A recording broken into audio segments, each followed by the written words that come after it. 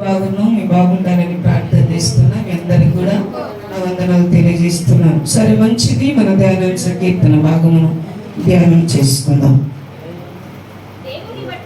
దేవుణ్ణి బట్టి నేను ఆయన వాక్యమును కీర్తించేదాం. ప్రియమైన మిత్రులారా, ఇక్కడ కీర్తనకారుడు అంటున్నాడు, ఏమంటున్నాడు అంటే దేవుణ్ణి బట్టి నేను ఆయన వాక్యమును కీర్తించేదను అన్నాడు. అంటే ప్రియమైన మిత్రులారా, ఈరోజు దేవుణ్ణి ప్రియమైన మిత్రులారా దేన్ని బట్టి దేవుణ్ణి కీర్తిస్తున్నాము అంటే ప్రియమైన మిత్రులారా దేవుని వాక్యము చేవిస్తున్నాము అంటే దేవుని గణపరుస్తున్నాము అంటే ప్రియమైన మిత్రులారా దేవుణ్ణి బట్టి ఈ వాక్యమును మనం ఏం చేస్తున్నాం?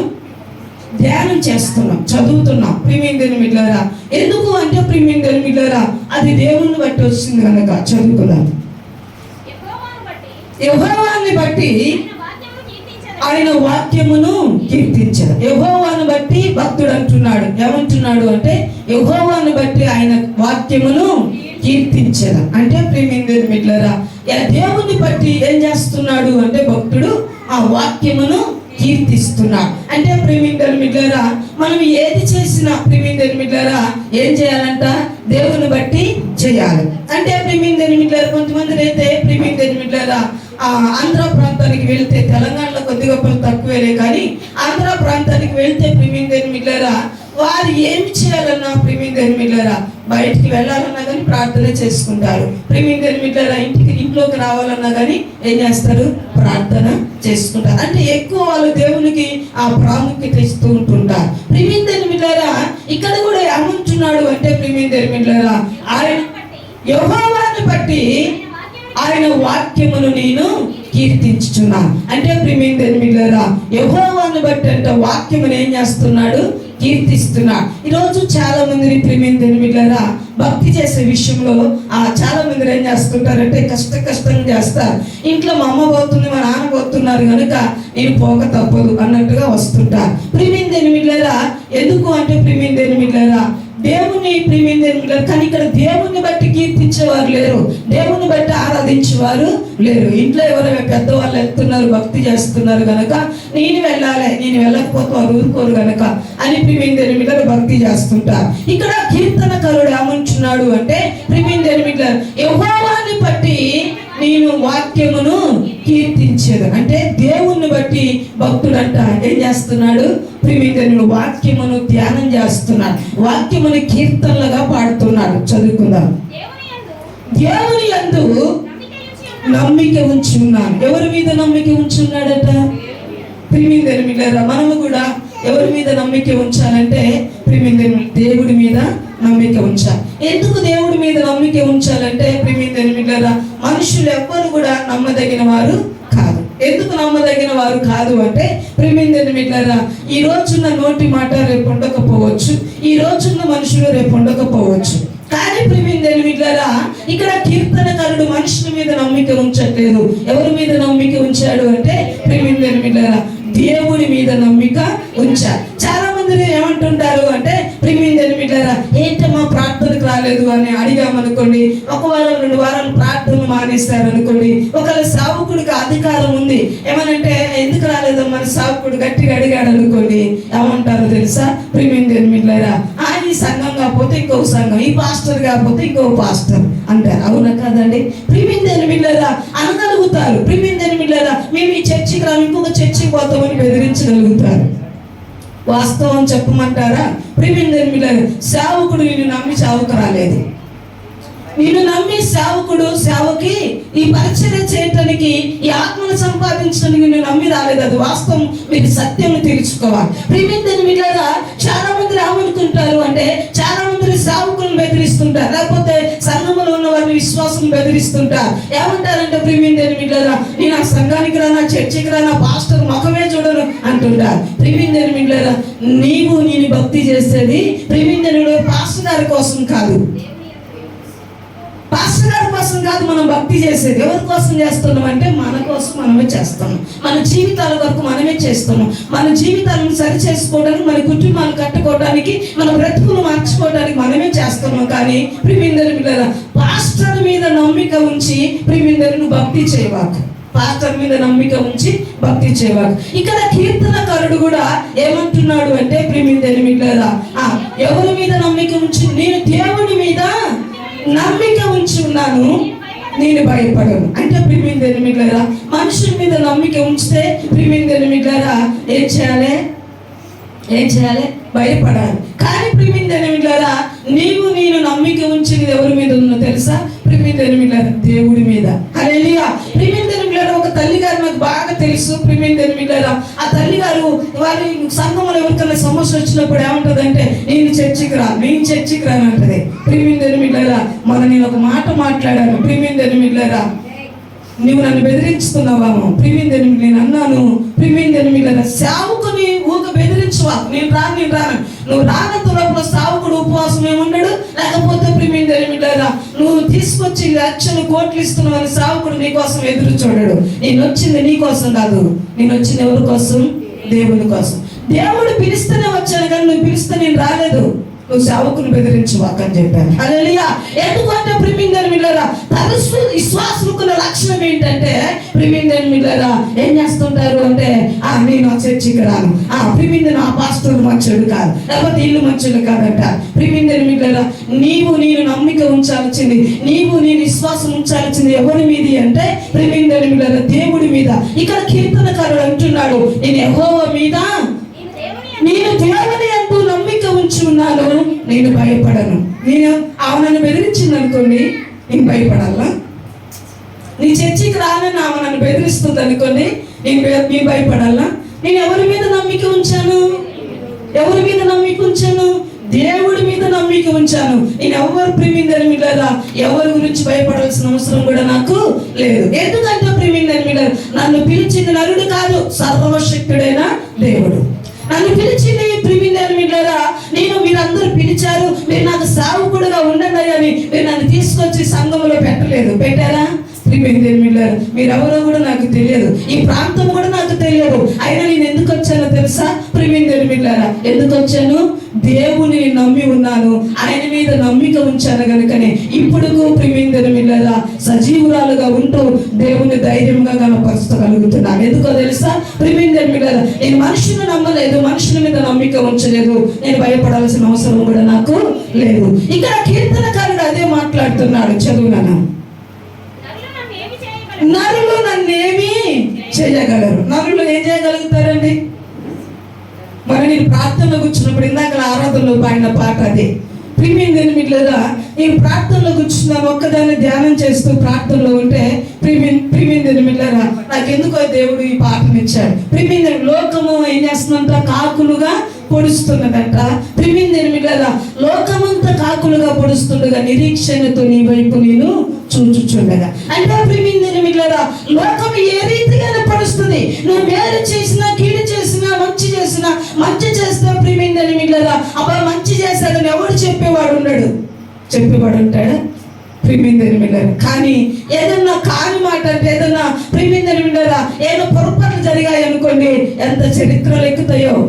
అవునా కదా? ప్రియమైన ఇక్కడ అంటున్నాడు, చదువునా, నరులు నన్ను ఏమి చేయగలరు? అంటే ప్రియమైన మిత్రులారా, నరులు మనల్ని ఏమీ చేయలేదు. వారిని చూసి నేను భయపడాల్సిన అవసరం ఏమీ లేదు. ఎందుకంటే నరుల కష్టాజితంలో తినట్లేదు, నీ కష్టాజితమే నువ్వు తింటున్నావు. ప్రియమైన మిత్రులారా, నరుల గురించి నువ్వు ఆలోచన చేయవాకు. వాళ్ళేదంటారో వీళ్ళేదంటారో నువ్వు భయపడాల్సిన అవసరం ఏమీ లేదు. నిరీక్షణతో దేవుడి వైపు చూడటం ప్రారంభించండి. చదువుకున్నాం. దేవా, నీవు మరణముల నుండి నా ప్రాణమును తప్పించి ఉన్నావు. అంటే ప్రియమైన మిత్రులారా, ఎక్కడి నుండి తప్పించాడంట? ప్రియమైన మిత్రులారా, ఎక్కడి నుండి తప్పించాడట? మరణములో నుండంట. ప్రియమైన మిత్రులారా, నా ప్రాణమును తప్పించి ఉన్నా. అంటే ప్రియమైన మిత్రులారా, మరణపు అంచుల్లో ప్రియమైన మిత్రులారా మన ప్రాణం ఉంటున్నట్ట. దేవుడు మనల్ని ఏం చేస్తాడంట? ప్రియమైన మిత్రులారా, అపాయకరమైన దేవుని మిత్రులారా, అపాయకరమైన ప్రమాదముల నుంచి అంట దేవుడు మన ప్రాణమును ఏం చేశాడు? తప్పించాడు. అంటే ప్రియమైన వీళ్ళరా తప్పించిన దేవుని ఎంతగా గణపరచాలి, ఎంతగా ఆరాధించాలి అంటే ప్రియమైన వీళ్ళరా ఎంతగానో గణపరచాలి, ఎంతగానో ఆరాధించాలి. ఇంతకుముందు ప్రియమైన వీళ్ళరా పెంతెకోస్తు సంఘాలలో ప్రియమైన వీళ్ళరా దేవునికి, సంఘానికి, మందిరాలకు ఎంతో ప్రాముఖ్యత ఇచ్చేవారు, ఎంతో ప్రాముఖ్యత ఇచ్చేవారు. ఎందుకో తెలుసా ప్రియమైన వీళ్ళరా పెంతెకోస్తు సంఘాలలో ప్రియమైన వీళ్ళరా ఇంట్లో మనిషి చనిపోతే అక్కడ పడుకోబెట్టి మందిరాలకు వెళ్ళి ఆరాధన చూసుకొని వాక్యం వినొచ్చిన సందర్భాలు పెంతెకోస్తు సహవాసాలలో ఉన్న విశ్వాస అనుభవం అది. కానీ ప్రియమైన వీళ్ళరా ఈనాడు మాత్రానికి అనుభవం పెంతెకోస్తు సంఘాలలో కనపడట్లేదు. పెంతెకోస్తు సంఘాలలో ప్రియమైన వీళ్ళరా ఏం కనపడట్లేదంటే ఆ విశ్వాసం కనపడట్లేదు, ఆ భక్తి కనపడట్లేదు. మీరు వెళ్తారా? ఒక మనిషి చనిపోతే ఇంట్లో పండుకోబెట్టి ప్రియమైన వీళ్ళరా మనం ఆరాధన చేయడానికి వెళ్తామా? ఆ రోజు వెళ్ళారు, ఆ రోజు ఆరాధించి ప్రియమైన చనిపోయే మనిషికి ప్రియమైన దేవుని వీళ్ళరా ఆ ప్రాముఖ్యత ఇచ్చేవారు కాదట. దేనికి ప్రాముఖ్యత ఇచ్చేవారంటే మందిరానికి ప్రాముఖ్యత ఇచ్చారు. ఆదివారం ఈరోజు ప్రభువుని ఆరాధించాలి, ప్రభువుని మహిమపరచాలని అంట ప్రియమైన వీళ్ళరా చనిపోయిన మనిషిని ఇంట్లో ఉంచేనా ప్రియమైన వీళ్ళరా వారు ఆరాధన చేసి వచ్చిన తర్వాత అంట ప్రియమైన వీళ్ళరా ఏం చేశారంట వచ్చి కార్యక్రమాలన్నీ చేసుకునేవారట. మీకు తెలుసా ప్రియమైన వీళ్ళరా యేసు ప్రభు శిష్యుడు ఒక ఆయన ఉన్నాడు ప్రియమైన వీళ్ళరా యేసు ప్రభుని వెంబడిస్తున్నారు. యేసు ప్రభుని వెంబడిస్తున్నప్పుడు ప్రియమైన వీళ్ళరా తన తండ్రి చనిపోయాడు. తన తండ్రి చనిపోతే ప్రియమైన వీళ్ళరా యేసు ప్రభుతో అంటున్నాడు, అయ్యా నా తండ్రి చనిపోయాడు, నా తండ్రిని పాతి పెట్టుకొని వస్తానని యేసు ప్రభుని అడిగాడు. యేసు ప్రభుని అడిగితే ప్రియమైన వీళ్ళరా యేసు ప్రభు అంటున్నాడు, మృతులను తన మృతులు పాతి పెట్టుకుంటారు కానీ నీవైతే నన్ను వెంబడించు అన్నాడు. హల్లెలూయా. మనమైతే ఏం చేస్తాం? ఇంటి పక్క మటోళ్ళు చనిపోతేనే మనం ప్రార్థనకు రాము, అవునా కదండి? ఏమంటారంటే ఇంటి పక్క మటోళ్ళు చనిపోయారండి, మీ బైబిల్ పట్టుకొని రెడీ చేస్తుంటే ఏమన్నా అనుకుంటారండి అంటారు, అవునా కదా? అనుకుంటారా? అనుకుంటారు. కానీ ప్రియమైన వీళ్ళరా ఆనాడు పెంతెకోస్తు అనుభవంలో ఉన్నవారు, ఆ భక్తిలో ఉన్నవారు, విశ్వాసంలో ఉన్నవారు ప్రియమైన వీళ్ళరా ఇంట్లో మనిషి చనిపోతూనే చనిపోయిన మనిషికి విలువిచ్చేవారు కాదు, మందిరమునికి విలువిచ్చేవారు, దేవుని సన్నిధికి విలువిచ్చేవారు. హల్లెలూయా. అంటే ప్రియమైన వీళ్ళరా ఇక్కడ కూడా పక్క మట్టి ఆయన చనిపోలేదు, ప్రియమైన బంధువులైన వారు చనిపోలేదు. ఎవరు చనిపోయారంట? సొంత తండ్రి చనిపోయాడట. సొంత తండ్రి చనిపోతే ప్రియమైన వీళ్ళరా మనం యేసు ప్రభువుకి చెప్పాల్సిన అవసరం కూడా మనకి లేదు. మనమైతే అవునా కదండి చెప్తాం. మనమైతే ఒకవేళ మన ఇంట్లో ఏదైనా సంఘటన జరిగింది అనుకోని సేవకుడికి చెప్తాము, మనము చెప్పము. మాకు ఇక్కడ మందిరంలో ఉన్న వాళ్ళకి అనిపిస్తుంది, అయ్యో వాళ్ళు ఎందుకు రాలేదో, ఏ బాధలు రాలేదో, ఏ కష్టాలు రాలేదో, ఏ ఇబ్బంది జరిగి రాలేదో, ఎందుకు ఇలా వాక్యం చెబుతున్నప్పుడు కూడా రాని వాళ్ళ గురించి మా మైండ్ ఆలోచిస్తుంది, మా ఆలోచనలు ఉంటాయి. కానీ ప్రియమైన వీళ్ళరా మీరు మాత్రం మీకు ఇంటికాడ ఏం చేస్తుంటారు? విశ్వాసులైన మీరంటే మీరు కాదు, విశ్వాసులైన వారు ఏం చేస్తుంటారు?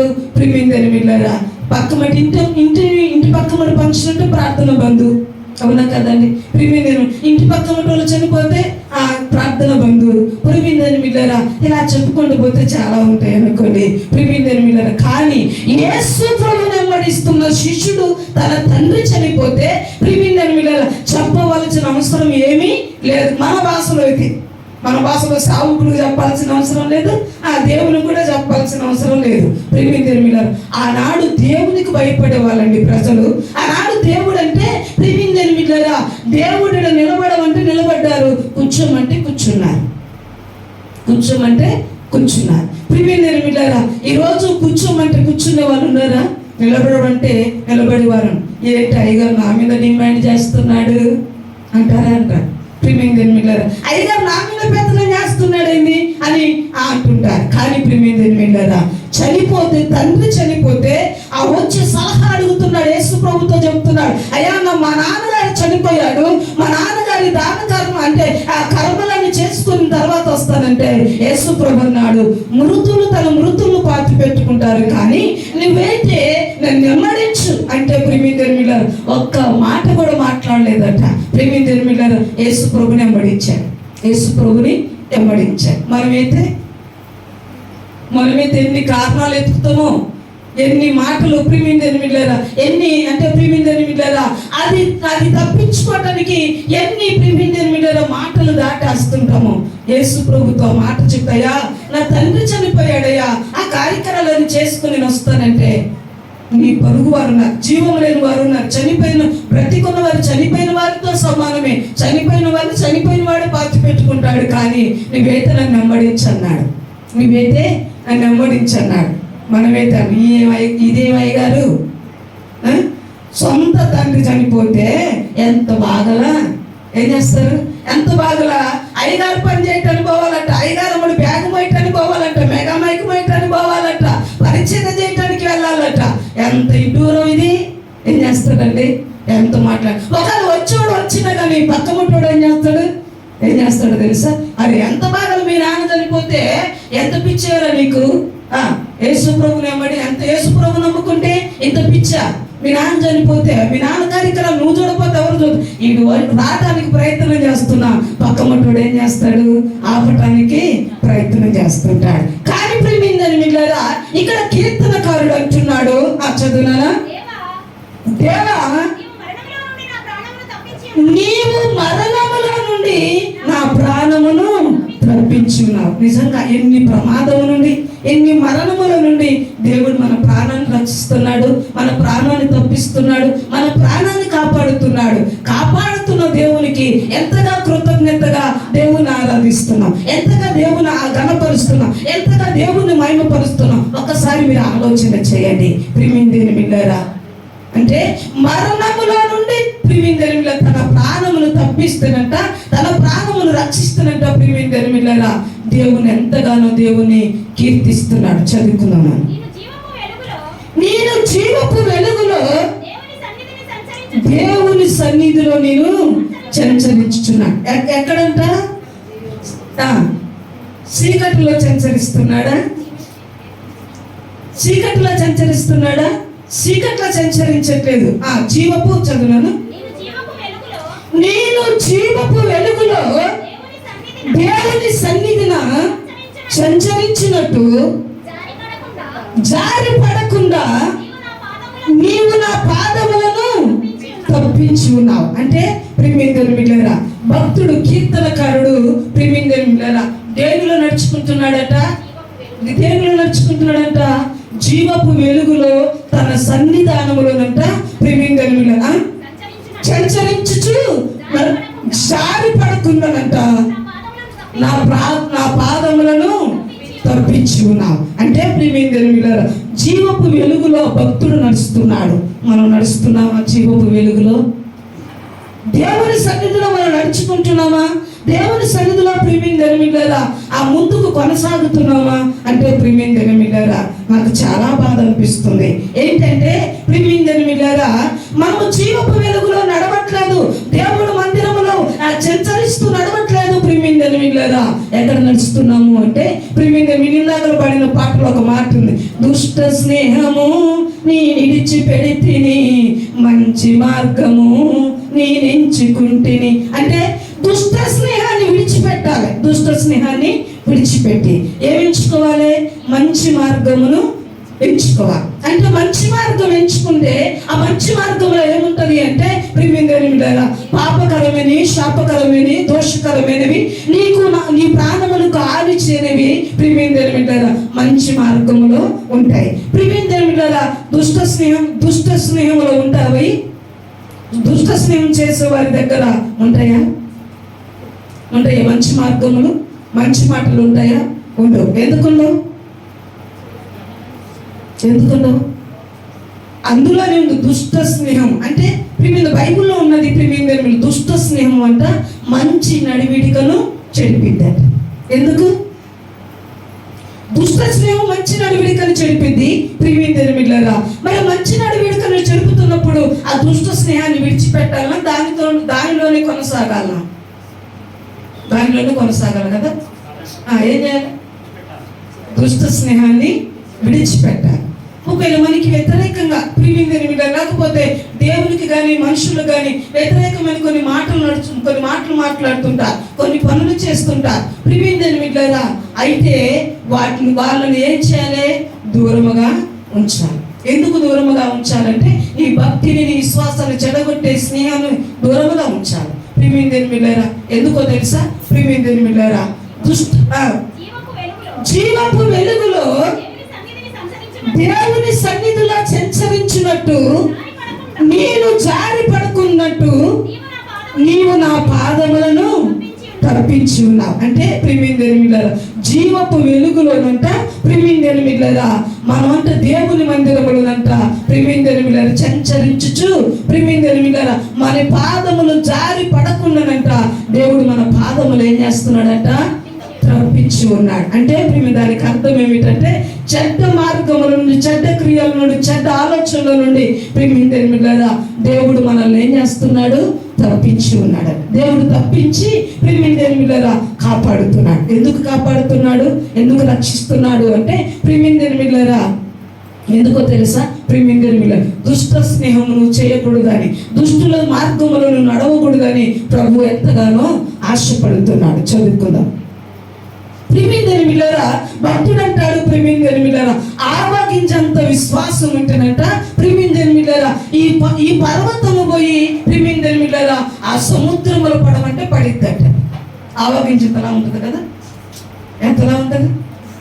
మొన్న ఒక ఆవును అడిగాను, ఆవగింజ ఎంతలా ఉండదమ్మా అంటే ఏమమ్మ గారు అంటున్నాను. హల్లెలూయా. ఆవగింజ ఎంతలా ఉంటుందమ్మా నేను ఆమెను అడిగితే ప్రియమైన దేవుని బిడ్డలారా అదే ఇప్పుడే వింటున్నాముగా నాకు తెలియదు అంటున్నాము. హల్లెలూయా. అంటే ప్రియమైన దేవుని బిడ్డలారా ఆవగింజ ఎంత ఉంటుంది? కింద పడితే కనపడను కూడా కనపడదు. మీరు ఇంత చూపిస్తున్నారు, అంత పడగను అంతలా కూడా ఉండదు. ఎంత చిన్నదో ప్రియమైన దేవుని బిడ్డలారా. అంటే ఆవగింజ కంటే మన విశ్వాసం చాలా పెద్దది, అవునా కాదా? ప్రియమైన దేవుని బిడ్డలారా ఇక్కడ అంటే ఆవగింజ అంత విశ్వాసం ఉంటుందంట. ఇక్కడ ఉన్న పర్వతం పోయి అంట అక్కడ పడవంటే పడిద్దట. పడిద్దా? పడుతుంది. ఎప్పుడు? నీలో విశ్వాసం ఉంటే, నీలో నమ్మిక ఉంటే ఈ సముద్రం ప్రియమైన దేవుని బిడ్డలారా ఈ పర్వతము పోయి అక్కడ పడవంటే పడిద్దట. మీకు తెలుసా ప్రియమైన దేవుని బిడ్డలారా ఆవగింజంత విశ్వాసం ఉంటుందంట. ప్రియమైన దేవుని బిడ్డలారా ఆ ప్రియమైన దేవుని బిడ్డలారా చెట్టు అంట, ప్రియమైన దేవుని బిడ్డలారా కమ్మల చెట్టు అంట వేర్లతో సైతం పీకివేయబడి సముద్రంలో పడిద్దట. ఎందుకు? ప్రియమైన దేవుని బిడ్డలారా ఎంత విశ్వాసం ఉంటే? ఎంత విశ్వాసం ఉంటేనా? ఎంత విశ్వాసం? ఆవగింజంత విశ్వాసం ఉంటే ఈ కొండపై అక్కడ పడమంటే పడిద్దట. ప్రియమైన దేవుని బిడ్డలారా మరి మనలో ఎంత విశ్వాసం ఉంది? ప్రియమైన దేవుని బిడ్డలారా మరి మన విశ్వాసం, మన భక్తి బరువు ఎంత ఒకసారి మనం ఆలోచన చేసుకోగలిగితే ప్రియమైన దేవుని బిడ్డలారా దేవుడు ఎంతగానో మనల్ని చూసి సంతోషిస్తుంటాడు. ఎందుకంటే ప్రియమైన దేవుని బిడ్డలారా ఇక్కడ అంటున్నాడు ఆయన జీవపు వెలుగులోనంట తన ఆత్మ దేవుని మందిరంలోనంట సంచరిస్తుందంట. ప్రియమైన దేవుని బిడ్డలారా నిజంగా ప్రియమైన దేవుని ఆవగింజంత విశ్వాసం నీకు నాకుంటే ప్రియమైన దేవుని బిడ్డలారా మన కుటుంబంలో ఆగిపోయిన కార్యాలన్నీ దేవుడు త్వరగా చేయటం ప్రారంభిస్తాడు. ఎందుకో తెలుసా? ప్రియమైన దేవుని బిడ్డలారా ఎందుకో తెలుసా? నీలో ఏముంది? విశ్వాసం ఉంది. ప్రియమైన దేవుని బిడ్డలారా శిష్యుడు ఒక ఆయన చనిపోయాడు. ప్రియమైన దేవుని బిడ్డలారా అప్పులు చేసి చనిపోయాడో తెలియదు, ఆర్థిక సమస్యలు ఆ ప్రియమైన దేవుని బిడ్డలారా అనారోగ్య సమస్యలతో అప్పులు తెచ్చాడో తెలియదు. ప్రియమైన దేవుని బిడ్డలారా ఆ దైవజనుడు అప్పుల ద్వారా చనిపోయాడో తెలియదు, ఆర్థిక సమస్యల ద్వారా చనిపోయాడో తెలియదు, శరీర రోగంతో చనిపోయాడో తెలియదు. ప్రియమైన దేవుని బిడ్డలారా అయితే ప్రియమైన దేవుని అప్పులు వారు వచ్చంట తన 2 కుమారులను తీసుకొని వెళ్తున్నారు. 2 కుమారులను తీసుకొని వెళ్తుంటే అప్పుడే ప్రియమైన దేవుని బిడ్డలారా దైవజనుడు ఆ ప్రాంతానికి ఆ ఇంటికి వచ్చాడు. ప్రియమైన దేవుని బిడ్డలారా ఆ ప్రాంతానికి ఆ ఇంటికి వచ్చినప్పుడు ప్రియమైన దేవుని బిడ్డలారా ఆ దైవజనుడు వచ్చే ముందే ప్రియమైన దేవుని బిడ్డలారా అప్పులు వారు వచ్చి ఏం చేస్తున్నారు అంటే ప్రియమైన దేవుని బిడ్డలారా ఆ కుమారులను 2 పట్టుకొని వెళ్తున్నాడు. ఆయన ఏమన్నాడో తెలుసా? దైవజనుడు ఏమన్నాడో తెలుసా? అమ్మా నీ ఇంటిలో ఏముంది తెలియజేయమన్నాడు. ప్రియమైన దేవుని బిడ్డలారా నీ ఇంటిలో ఏముంది తెలియజేయమంటే ప్రియమైన దేవుని బిడ్డలారా ఆమె ఏం తెలియజేస్తుంది? అయ్యా నా ఇంటిలో నూనె కొండ తప్ప మరి వేరొకటి ఏమీ లేదని చెప్పింది. ప్రియమైన దేవుని బిడ్డలారా ఆ విశ్వాసం ఏంటంటే ప్రియమైన దేవుని బిడ్డలారా కుండడుందా నూనె? కుండెడుందా నూనె? లేదు. ప్రియమైన మిల్లరా, ఆ కుండలో ఎక్కడో అడుగున కొంచెమే ఉండొచ్చు.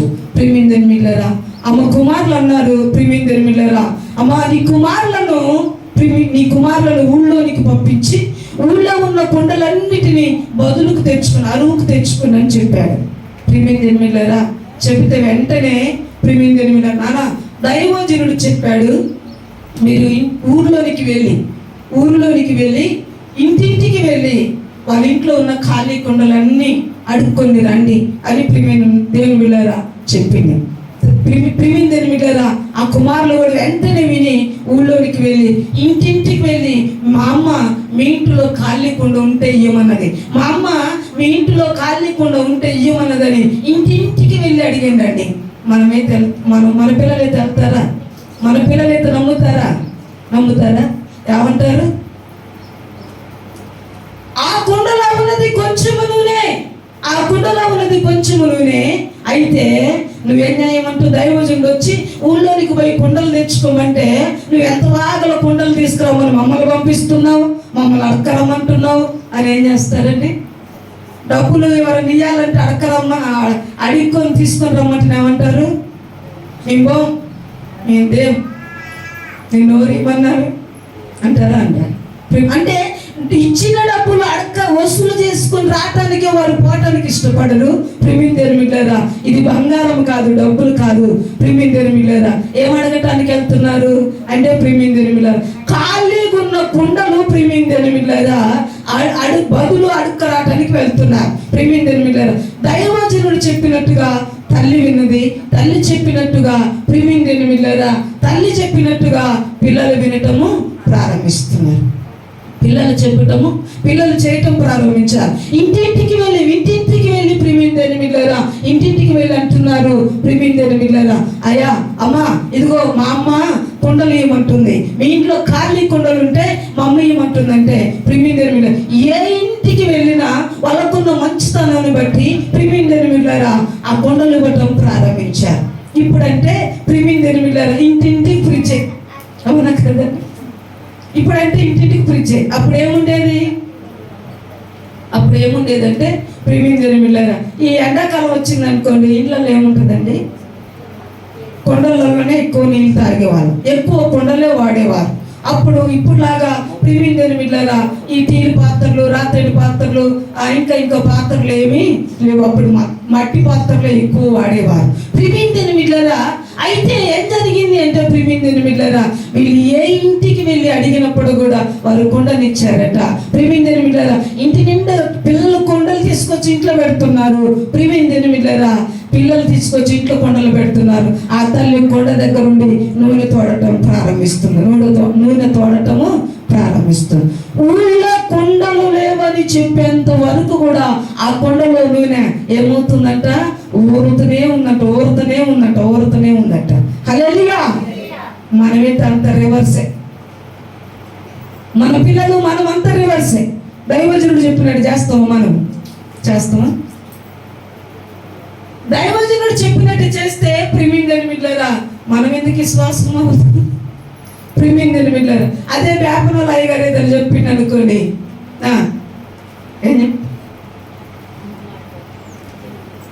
ప్రియమైన మిల్లరా వేపనోళ్ళు అయ్యగారు ఇవాళ ఇళ్ళలో పోతున్నాం అనుకోండి, పెళ్లి కార్యక్రమం ఏదైనా ఉందనుకోండి, ఆయన ఏది తెమ్మంటే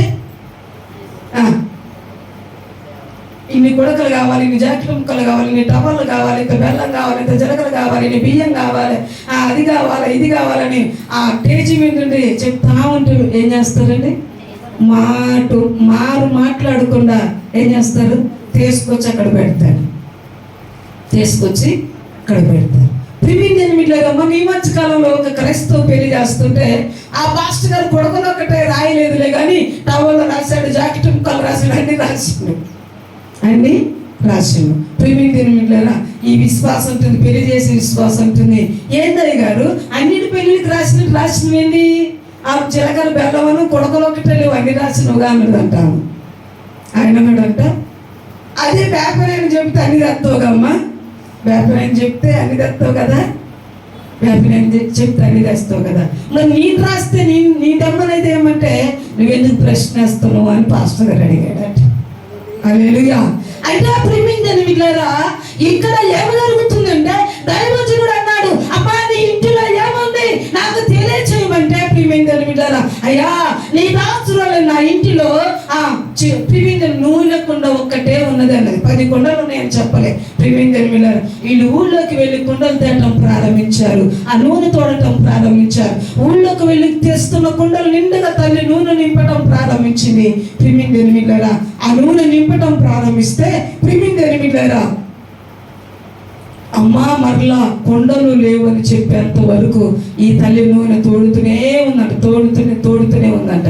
ప్రియమైన ఎప్పుడైతే కొండలు లేవని విన్నదో అక్కడ నూనె నిలిచిపోయిందంట. హల్లెలూయా. అంటే ఎంత గొప్ప విశ్వాసం అండి. మీరు అక్కడ మెచ్చుకోవాల్సిన గొప్ప విషయం ఏంటంటే ప్రియమైన ఒకటి దైవజనుడు మాటకు విలువిచ్చారు, రెండోది ప్రియమైన తల్లి చెప్పినట్టుగా పిల్లలు చేయటం ప్రారంభించారు. ఈరోజు ఆ రీతిగా పిల్లలు చెప్పినట్టుగా తల్లిదండ్రులు చెప్పినట్టుగా పిల్లలు చేయటం ప్రారంభిస్తే ప్రియమైన ఏ కుటుంబంలో కూడా ఆ మనస్పర్ధలు, గొడవలు, పంచాదులు ఏవి కూడా ఉండవు. కానీ ప్రియమైన ఇక్కడ అంటున్నాడు, చివరి మాటలు కీర్తన గ్రంథంలో అంటున్నాడు, ప్రియమైన నీ వాక్యపు వెలుగులో దేవుని సన్నిధిలో చంచరించినట్టు జారి పడుకున్నట్టు నీవు నా పాదములను తప్పించి ఉన్నావు. అంటే ప్రియమైన భక్తుడు మన పాదములనంట ఏం చేస్తున్నాడట ప్రియమైన జారి పడకుండా. ప్రియమైన అందుకని భక్తుడు అంటాడు జారిపోకుండా ఆ పట్టేనా ప్రియమైన అంటే ప్రియమైన పాదములు జారిపోకుండా నా చెయ్యి పట్టుకొని భక్తుడు పాట పాడుతుంటాడు. అంటే ప్రియమైన ఇక్కడ ఏమంటున్నాడు అంటే పాపములో శాపములో తన పాదములు జారకుండానంట దేవుడే తన పాదములు తప్పించున్నాడట. ప్రియమైన వాక్యము వెలుగులోనంట ప్రియమైన దేవుని సన్నిధిలోనంట సంచరించుచు నడుచుకుంటున్నాడట. ఈరోజు మనము కూడా దేవుని సన్నిధిలో ప్రియమైన దేవుని వాక్యంలో ప్రియమైన ఏం చేయాలంట ప్రియమైన సంచరించుతూ నడుచువారమై ఉండాలి. ఎప్పుడైతే నువ్వు అలాగే ఉంటావో ప్రియమైన దేవుడు సంతోషించడం ప్రారంభం. ఎప్పుడు అంటే దేవుని సన్నిధిలో దేవుడు వాక్యములోనంట ప్రియమైన నువ్వు సంచరించుతూ వెలుగుతూ నడుస్తున్నప్పుడు దేవుడు చాలా సంతోషపడతాడు. ఈ చిన్ని మాటలు దేవుడు దీవించును గాక. అందరూ మోకరించండి, ప్రార్థన చేసుకుందాం. ప్రియమైన సహోదరుడా, ప్రియమైన సహోదరి, ప్రియమైన తల్లి, ప్రియమైన చెల్లి, ఈ రాత్రికాల సమయములు, ఈ యొక్క ఉదయకాల సమయములోనే పరిశుద్ధాత్మ దేవుడు నీతో నాతో మాట్లాడుతున్నాడు. ఇక్కడ కీర్తనకారుడు శ్రేష్టమైన మాటలు దేవుడు మాట్లాడుతున్నాడు. ఈ మాటలు మధురమైన మాట, ఆయన మాటలు మధురమైన మాటలు, ఆయన మాటలు ఎంతో విలువ కలిగిన మాటలు. అవును, ఆయన వాక్యపు వెలుగులో నువ్వు సంచరిస్తూ నడుస్తూ ఉండాలని ప్రభు ఆశిస్తున్నాడు. నీ పాదములు జారిపోకుండా, తొట్టిల్లిపోకుండా ఆయన నీ పాదములు నిలుపుతున్నాడు. ప్రియమైన సహోదరి, ప్రియమైన సహోదరుడు, ప్రార్థన చేసుకుందాం. స్తోత్రము తండ్రి, మహోన్నతుడా, మహాగరుడా, సర్వాధికారి, సర్వశక్తిమంతుడా, నీ కొందనాలు స్తోత్రాలు చెల్లిస్తున్నాం. అయ్యా ఇదిగో నా ప్రభు, నా రక్షకుడా, నా మోక్షకుడా, నీ కొందనాలు స్తోత్రాలు. అయ్యా ఇదిగో నా ప్రభు, నీ కొందనాలు ప్రభా. ఇప్పుడు వరకు విన్న నీ వాక్యమును ప్రభానికి స్తోత్రాలు. నీరు కట్టి ఫలింపచేయండి తండ్రి, నీ కొందనాలు స్తోత్ర. ప్రతి ఒక్కరి హృదయాలలో ఈ వాక్యము పని చేయనట్టుగా నా తండ్రి ప్రతి హృదయాన్ని తెరవండి అయ్యా, ప్రతి మనసు తెరవండి ప్రభా. అయ్యా నా తన హృదయ లోతుల్లోనికి ప్రభా నీ వాక్యం వెళ్ళుటకు నీ కృప చూపించండి అయ్యా. వాక్యం హృదయంలో భద్రపరచుకొని ప్రభా వాక్యానుసారంగా జీవించుటకు నా తండ్రి అయ్యా నీ కృపను అనుకరించమని ప్రార్థిస్తున్నా. దేవానికి వందనాలు, రాజ్యానికి వందనాలు, స్తోత్రములు చెల్లిస్తున్నాను మహోన్నతుడా. అయ్యా ఇదిగో నా తండ్రి నీ వందనాలు, స్తోత్రాలు. వచ్చిన బిడ్డలను దీవించండి, ఆశీర్వదించండి ప్రభా. అయ్యా నా తండ్రి రాలేక వెనకబడిపోయిన బిడ్డలను జ్ఞాపకం చేసుకొని వారికున్న విరుకులు, ఇబ్బందులు, వేదన, శోధన, రోగ రుగ్మతలను, సమస్తమైన బలహీనతలను నా జరగనేస్తున్నామని బంధిస్తున్నాను తండ్రి నీకు వందనాలు. అయ్యా వారి కుటుంబాలకు ప్రభా, వారి కుటుంబంలో కరువులు, కాటకాలు, విరుకులు, ఇబ్బందులు, శ్రమల, వేదనలు తొలగించండి తండ్రి. తండ్రి నీకు వందనాలు స్తోత్రం. వారి కుటుంబంలోకి నీ ఆశీర్వాదాలు పలుకునవచ్చును గాక, వారి కుటుంబంలోకి దీవెనలు పలుకునవచ్చును గాక. ఓ సమృద్ధిగా సంఘం నింపబడును గాక, ఓ సంఘము సమృద్ధిగా ఆశీర్వదించబడును గాక, మీరు వర్ధిల్లుదురు గాక. తండ్రి నీకు వందనాలు స్తోత్రం. మీరే మహిమ ఘనత ప్రభావం తెచ్చుకోమని ఆయన నీ వాక్యపు వెలుగులో మమ్మల్ని నడిపించి దీవించమని యేసయ్య నామములో అడుగుచూ ప్రార్థిస్తున్నాము తండ్రి. ఆమేన్.